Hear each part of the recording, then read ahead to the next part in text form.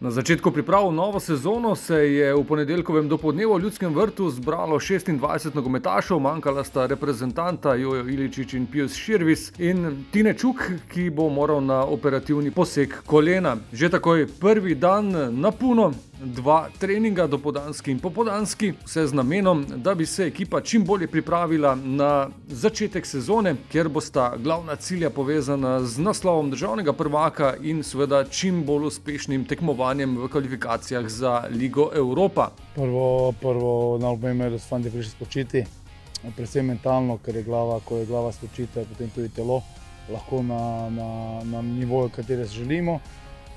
Postavili smo neke stvari, da vejo tako načejo, ko in kaj, ampak več ali manj današnji dan pa cel ta teden bo malo bolj uvajalni, vračanje v ritem trenažnega procesa,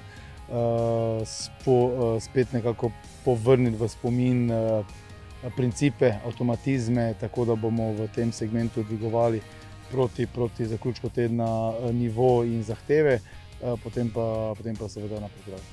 Novincev na prvih treningih še ni bilo v Ljudskem vrtu, je pa nov obraz, star obraz, kajti po dolgotrajni odsotnosti in dolgotrajni poškodbi se je v polnem delovnem ritmu v ekipo vrnil Gregor Sikošek, ki pomeni notranjo okrepitev pred začetkom pripravljalnih tekem in nove sezone.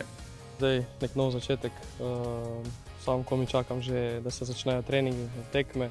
Bil sem zdrav že konc prejšnjega dela, ampak zdaj pa, ko je ta pauza minila, pač ne bi smel več biti nobenih dvomov. Tako da ja, počutim se v redu, ni nobenih problemov, tako da lahko na 100% treniram.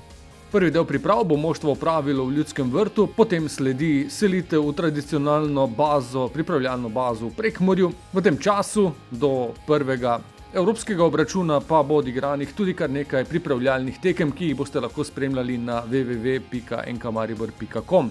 Sicer pa dejstvo, da je ekipa ostala skorajda nespremenjena, pomeni tudi nadgrajevanje odlične uigranosti s konca pretekle sezone.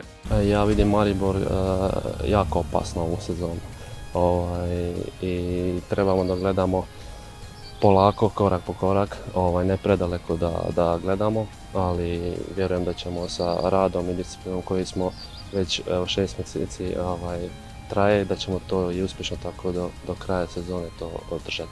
Kot rečeno, prvi del intenzivnih priprav na sporedu v Ljudskem vrtu, prihodnji teden pa bomo na žrebu v Ženevi izvedeli tudi za nasprotnike v kvalifikacijah za Ligo Europa.